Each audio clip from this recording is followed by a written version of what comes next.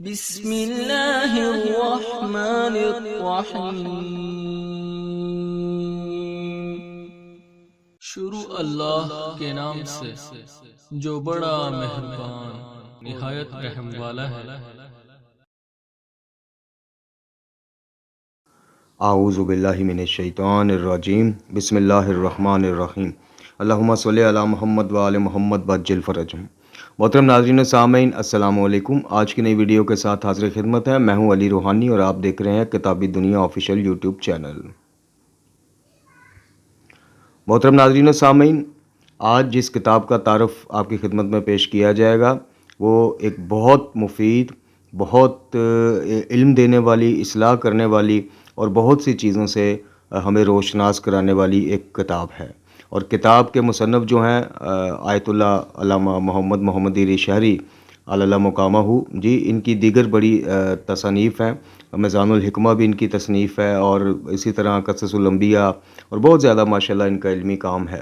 ان کی یہ کتاب ہے جی جو پڑھنے لائق ہے، اور جو انشاءاللہ علم کے بہت زیادہ دریچے آپ پر کھولے گی۔ اس میں چونکہ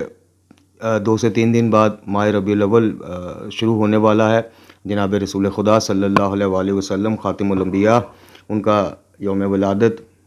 اسی ماہ مبارک میں، پھر امام صادق علیہ الصلوۃ والسلام کا، لیکن چونکہ ساری نسبتوں کا تعلق، ساری بلندیوں کا تعلق آقا کریم خاتم الانبیاء صلی اللہ علیہ وآلہ وسلم کی ذات مبارکہ سے ہے، تو اس عنوان سے اس ماہ کو آپ سے مخصوص کیا جاتا ہے آپ کی یوم ولادت کی وجہ سے۔ اسی عنوان سے ہم نے یہ کتاب کا مطلب انتخاب کیا ہے کہ آپ کو آج اس کتاب سے متعارف کرواتے ہیں، کہ جس میں پیغمبر اکرم صلی اللہ علیہ وآلہ وسلم کی حکمتوں پر مبنی احادیث کو تمام اہل اسلام کی کتب سے نقل کیا گیا ہے،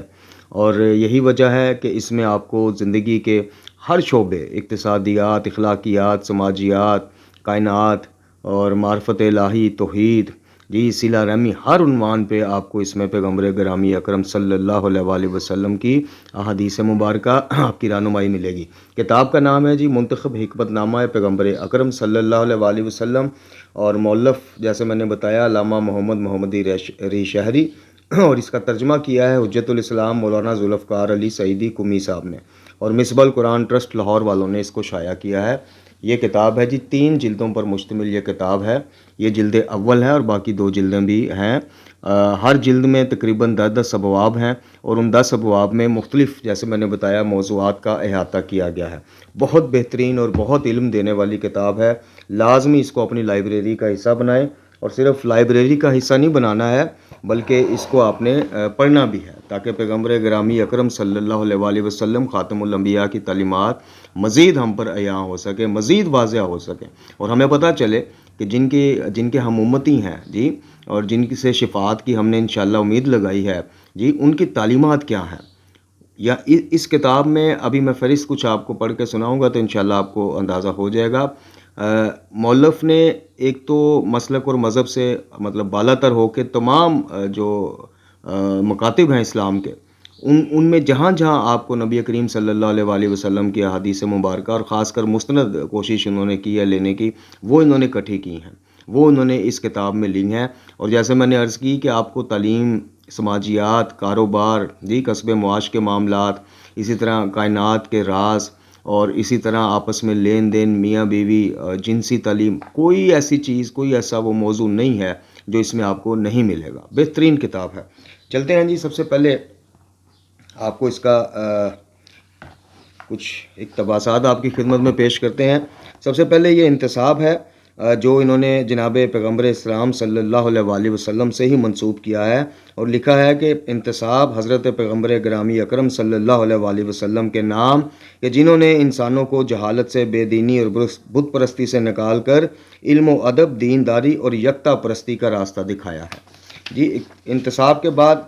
کچھ عرض ناشر ہے جی، جس میں مصباح القرآن ٹرسٹ کے حوالے سے کچھ تھوڑا سا مختصراً تعارف ہے۔ سید صفدر حسین نجفی علی مقامہ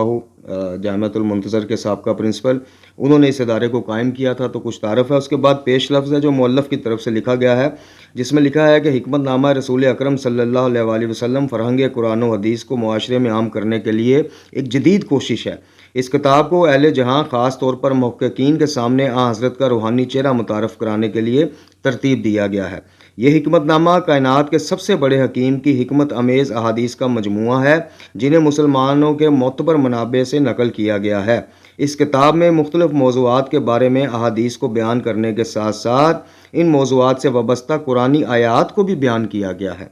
یہ آیات اور روایات معرفت شناسی، جہاں شناسی، اعتقادات، اجتماعیات، تربیت، سیاست، اقتصاد اور صحت کے ساتھ وابستہ ہیں۔ یہ حکمت نامہ ایک تو انسان کی مادی اور معنوی کامیابی اور تکامل کے لیے مفید ہے، دوسرا خاتم النبیین صلی اللہ علیہ وسلم کی نبوت پر ایک عظیم دلیل ہے، کیونکہ ایسے شخص کا اتنی عظیم باتیں بیان کرنا جو ایک دن بھی کسی مدرسے میں یا کسی استاد کے پاس تحصیل علم کے لیے نہ گیا ہو اور اللہ تعالیٰ کے ساتھ ایک دن بھی کسی مدرسے یا استاد کے پاس نہ گیا ہو، اس کا اللہ رب العزت کے ساتھ ارتباط کے بغیر یہ ساری چیزیں حکمتیں بیان کرنا ناممکن ہے۔ بالفاظ دیگر جو بھی منصف انسان یہ حکمت نامہ پڑھے گا اور جانتا ہوگا کہ جس ہستی نے یہ باتیں کہی ہیں وہ ایک دن بھی مدرسہ، اسکول، کالج، یونیورسٹی نہیں گیا، وہ جان لے گا کہ یقیناً اس ہستی کا کسی غیبی طاقت کے ساتھ رابطہ ہے، کہ جیسے قرآن مجید فرقان حمید فرماتا ہے کہ اور جنہیں علم دیا گیا ہے وہ جانتے ہیں وہ کچھ، یعنی قرآن جو آپ کے پروردگار کی طرف سے آپ پر نازل کیا گیا وہ حق ہے اور وہ غالب اور لائق ستائش خدا کے راستے کی طرف رہنمائی کرنے والا ہے۔ سورہ مبارکہ سبا کی آیت نمبر 6 سے اس کا حوالہ دیا گیا جی۔ اس کے بعد ایک اور آیت سورہ النجم کی پیش کی گئی ہے کہ اور وہ یعنی پیغمبر اپنی خواہش نفس سے بات نہیں کرتا، وہ تو بس وہی ہے جو ان کی طرف کی جاتی ہے۔ اچھا جی، یہ آیات صاف بتا رہی ہیں کہ حضرت صلی اللہ علیہ وسلم کی ساری باتیں وحی الہی ساری باتیں وحی الہی کے تحت ہیں اور ساری تعلیمات جو ان کی ہیں وہ وحی الہی کے ساتھ مربوط ہیں، لہٰذا آپ صلی اللہ علیہ وسلم کی تمام احادیث جو ہیں وہ بھی حکم ربی کے تحت ہی ہیں۔ اچھا جی، آخر میں ان تمام قارئین کرام کے لیے نقل حدیث کے آداب کے بارے میں ایک بات کہنا مناسب سمجھتا ہوں، جو رسول خدا صلی اللہ علیہ وسلم یا ائمہ اطہار کی طرف احادیث کو منسوب کرتے ہیں۔ شیخ کلینی نے جناب امام علی علیہ السلام سے ایک روایت نقل کی ہے۔ آپ نے فرمایا کہ تم جب بھی کوئی حدیث نقل کرنا چاہو تو اس کی طرف منسوب کیا کرو جس سے تم نے سنا ہے یا نقل کیا ہے۔ اگر وہ حدیث صحیح ہوگی تو اس کا فائدہ تمہیں بھی پہنچے گا، اور اگر جھوٹی جعلی ہوگی تو اس کا نقصان راوی کو ہوگا۔ یہ آپ نے اکثر دیکھا ہوگا کہ علماء یا اہل علم جب کوئی روایت یا حدیث بیان کرتے ہیں تو وہ ایک جملہ ساتھ بولتے ہیں کہ دروغ با گردن راوی، کہ یہ اگر جھوٹ ہے تو یہ راوی یعنی روایت کرنے والے کی گردن پر ہے، ہم نے وہاں سے سنا یا پڑھا۔ اچھا جی، یہ اس ضمن اشارہ ہے۔ اس کے بعد علامہ محمد علی شہری صاحب لکھتے ہیں کہ سورہ مبارکہ بقرہ کی آیت کہ اے ہمارے پروردگار ہم سے یہ عمل قبول فرما، بے شک تو بڑا سننے والا اور بڑا جاننے والا ہے۔ اس کے بعد سخن مترجم کے عنوان سے ایک چھوٹا سا پیراگراف ہے جی، جس میں ابتدائی تعارف کے بعد وہ لکھتے ہیں کہ اس کتاب کے 10 حصے ہیں۔ پہلا حصہ عقلی اور علمی حکمتوں پر مشتمل ہے، دوسرا اعتقادی حکمتوں پر مشتمل ہے، تیسرا اجتماعی اور سیاسی حکمتوں پر مشتمل ہے، چوتھا کائنات اور انسان کے ساتھ مربوط حکمتوں پر مشتمل ہے، پانچواں تربیتی حکمتوں پر مشتمل ہے، چھٹا عبادی حکمتوں پر مشتمل ہے، ساتواں اخلاقی اور اجتماعی حکمتوں پر مشتمل ہے، آٹھواں اقتصادی حکمتوں پر مشتمل ہے، نوواں حصہ طب اور صحت سے مربوط حکمتوں پر مشتمل ہے، تو 10واں حصہ مختلف حکمتوں پر مشتمل ہے۔ اچھا جی، یہ تھا جناب اس کا پیش لفظ اور مترجم کا تھوڑا سا پیغام۔ اس کے بعد فہرست کا کچھ آپ کو چیدہ چیزیں بتاتے ہیں جی۔ کائنات اور انسان سے مربوط حکمتیں، خلقت، زمین، پانی پر زمین کی وسعت، دکھائی نہ دینے والے ستون کے بغیر زمین کی برقراری، زمینوں کی تعداد، زمین کی تعداد قرآن اور احادیث کی روشنی میں زمین پر ظاہر ہونے والی پہلی خشکی، دنیا کی خصوصیات اور مثالیں، دنیا کی خصوصیات، دنیا کی مثالیں، اہل دنیا کی مثال، اچھی صفات والی دنیا کی اہمیت اور آخرت سازی۔ اسلام دنیا اور آخرت کا دین ہے، مسلمان وہ ہے جو دنیا اور آخرت دونوں کو اہمیت دے۔ دنیا آخرت کی کھیتی ہے، دنیا کو برا کہنے اور اس کی مذمت کی ممانعت، رہبانیت اور خدا کی حلال چیزوں کو حرام سمجھنے کی ممانعت، معیشت کی اصلاح آخرت طلب کرنا ہے، خوشحال زندگی کے لیے دعا کرنا مستحب ہے، دنیا کو استعمال کرنے والے کا ثواب، خیر دنیا اور آخرت کے اسباب، آخرت کو ترجیح دینے والا، خوش اخلاقی، یاد الہی، نرمی سے پیش آنا، نبی اور آل نبی پر درود بھیجنا، اللہم صلی علی محمد وعلی۔ ناپسندیدہ دنیا کی شناخت، دنیا کی خصوصیات، دنیا کی قدر و منزلت، دنیا کا مجسم ہونا، دنیا کے فریب کی مذمت، دنیاوی لذتوں کی مذمت، حب دنیا کی مذمت، دنیا سے نفرت کی تشویق، حب دنیا کے نقصانات، اہل دنیا کی خصوصیات، موت سے لا علمی کی حکمت، شیطان، انسان کے ساتھ شیطان کی دشمنی، شیطانی فتنوں سے ہوشیاری، شیطان کو مسلط کرنے والی چیز اور شیطان کو دور کرنے والی چیز، ابلیس کا لشکر، انسان کا احترام، تمام مخلوقات پر انسان کی فضیلت، کامیابی کے اسباب، فضیلت میں مردوں اور عورتوں کی برابری، انسان کا دل کی مثال، جسم میں دل کا مقام و منزلت، دل کی سلامتی، دل کی کشادگی، دل کا اندھا پن، دل کی سختی کے اسباب، دل کو شفاعت دینے والی اشیاء، انسان کا نفس، خود شناسی، ملامت کرنے والا نفس، تزکیہ نفس، خواب کے ذریعے بشارت، خواب کی اقسام، تمنا، زندگی میں تمنا کا کردار، تمنا اللہ کی جانب سے رحمت ہے، موت اور تمنا کی مثال، حقیقی تمنا، تمناؤں کو کم کرنا، تمناؤں کو کم کرنے کے بارے میں کچھ نصیحتیں، وہ کام جو تمناؤں کی کمی کا باعث ہیں، باطل تمناؤں کی مذمت،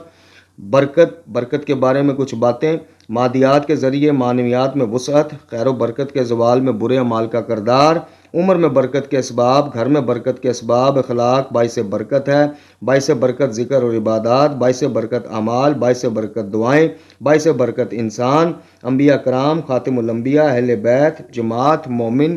بیٹیوں کے حوالے سے حکمتیں، بزرگ نیک لوگوں کے حوالے سے حکمتیں، بابرکت مشروبات کون سے ہیں، برے اعمال، امر بالمعروف اور نہی عن المنکر ترک کرنا، نماز کو اہمیت نہ دینا، نعمتوں کا انکار، خیانت، زنا، جھوٹ، زکوٰۃ نہ دینا، مسلمانوں کو فریب دینا، خرید و فروخت کے وقت قسمیں اٹھانا، کھانا کھاتے وقت بسم اللہ کہنا، خیر کی شناخت، خیر یعنی نیکی کے بارے میں ایک بات، خیر و شر کی شناخت کا فطری ہونا، عقل و فطرت کے لیے وحی کی ضرورت، خیر کے کاموں کا آسان ہونا، خیر و شر کی معرفت کی ابتدا اور میزان، خیر کے کاموں کی تاکید، خیر کے کاموں کا تذکرہ، اچھا اخلاق، احسان کے معنی، بہترین لوگ، بہترین مومن ہونے کی نشانی، اہل خیر کی نشانیاں، لوگوں کے ساتھ نیکی کے آثار، مصیبتوں کو آسان کرنے والی چیزیں، اولاد اور رشتہ داروں کی موت پر گریہ کرنا کیسا، سختی کو آسانی میں بدلنے والی چیزیں، سختی اور آسانی ایک دوسرے کے ساتھی ہیں، مصیبت زیادہ لوگوں کے پاس جانے کے آداب، اسی طرح انبیاء اور اولیاء کے کمالات، مومن کا گناہوں سے پاک ہو کر دنیا سے جانا، برائیوں کو حکم دینے والا نفس، غصہ، شراب نوشی، زبان کو بے لگام چھوڑ دینا، اسی طرح ماشاءاللہ اتنے اچھے موضوعات ہیں کہ پتہ ہی نہیں چل رہا کہ مطلب اچھا جی۔ اس کے بعد گناہوں کے تکوینی اثار، تربیتی حکمتیں، تبلیغ کا مقام و منزلت، تبلیغ کرنا واجب ہے، تبلیغ کی اہمیت، مبلغ کا مقام و منزلت، مبلغ کی ذمہ داری، مبلغ کے حقوق جو عوام کے ذمہ ہیں، مبلغ کا اجر و ثواب، وہ مبلغ جس سے آپ کچھ نہ کچھ سیکھتے ہیں، مبلغ کے وظائف، دین اور دنیا کی اچھائیوں کی طرف دعوت دینا، قیامت پر ایمان کی دعوت دینا، ہدف والی آزادی کی طرف دعوت دینا، تقوی اور پرہیزگاری کی طرف دعوت، محبت الہی کی طرف دعوت، توحید کی طرف دعوت، تعلیم اور تزکیہ کی طرف دعوت، بدعتوں کے خلاف جنگ، بشارت دینا اور ڈرانا، اتمام حجت، مبلغ کے اہم ذمہ داریوں کے بارے میں چند حکمتیں، تبلیغ کے لیے زمینہ سازی، مبلغ کا مہم ترین وظیفہ، مبلغ کے اوصاف، علمی اوصاف، دین شناسی، دین کے بارے میں مکمل آگاہی، لوگوں کی شناخت، اخلاقی اوصاف، اخلاص، شجاعت، سینہ کی کشادگی، صبر، خیر خواہی، ادب، عملی اوصاف، دل اور زبان کی ہم آہنگی، تبلیغ کے لیے مثالوں سے استفادہ کرنا، تبلیغ کے لیے ائمہ کی روش اپنانا، مومن کی مثال، مومن ایک دوسرے کے بھائی، پنجگانہ نماز کی مثال، راہ خدا میں نفاق کرنے کی مثال، عطا کردہ چیز واپس لینے کی مثال، تبلیغ کا سبب، مبلغ کا پیغام، مبلغ کے اوصاف، مبلغ کا گفتار اور کردار میں اختلاف کی مذمت، جھوٹ، علم کے بغیر بات کرنا، زیادہ باتیں کرنا، اور اسی طرح تربیت کا اسلامی طریقہ، بچوں کی تربیت کا وقت، احترام، نرمی، رحمت اور محبت، جنسی تربیت کے بارے میں چند حکمتیں اور باتیں، اخلاقی تربیت، اولاد کے ساتھ محبت اور شفقت سے پیش آنا، اولاد کے درمیان عدالت رکھنا، بچوں سے محبت نہ کرنے والے کی مذمت، بچوں کے ساتھ شفقت اور احترام سے پیش آنے کے بارے میں آن حضرت کی سیرت، اور اولاد کے درمیان عدالت کی رعایت کرنا، عدالت کو قائم کرنا، وعدہ وفا کرنا، خوش کرنا۔ اچھا جی، اس میں پھر آگے انبیاء کرام، اہل بیت اطہار، علماء کرام، جہاد، اور اسی طرح پھر اللہ تعالیٰ کے کچھ اسماء الحسنہ کے بارے میں، ان کے وظائف وغیرہ بھی حضرت سے جو نقل ہوئے ہیں، بہترین ماشاءاللہ، جیسے میں نے آپ کو آغاز میں کہا تھا کہ بہترین موضوعات ہیں، اور علم حاصل کرنے کا، خاص کر نبی اکرم صلی اللہ علیہ وآلہ وسلم کے حوالے سے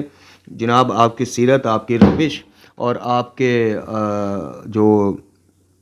آپ کی جو تربیت ہے دین اور دنیا کے حوالے سے، اور دنیا اور آخرت کے حوالے سے، کوئی ایسی چیز نہیں۔ 3 جلدوں پہ ہے، ایک جلد کا آپ سائز دیکھ لیں، 3 جلدوں پہ، اور بڑے محنت سے اس طرح کی چیزیں، خاص کر جہاں آپ نے تمام مکاتب سے مواد لینا ہو اور پھر اس کی چھانٹ کانٹ کرنی ہو، جیسا کہ انہوں نے مقدمہ میں بھی فرمایا ہے کہ کوشش کی گئی ہے کہ معتبر سے معتبر احادیث کو لیا جائے، تو بڑی محنت کا کام ہے، اور ان کی محنت اللہ تعالیٰ قبول فرماتا ہے۔ ہم کون ہوتے ہیں کسی کا وہ، لیکن کم از کم اتنا تو ہم کر سکتے ہیں کہ ایک بندے نے یا ایک عالم حق نے، عالم بزرگ نے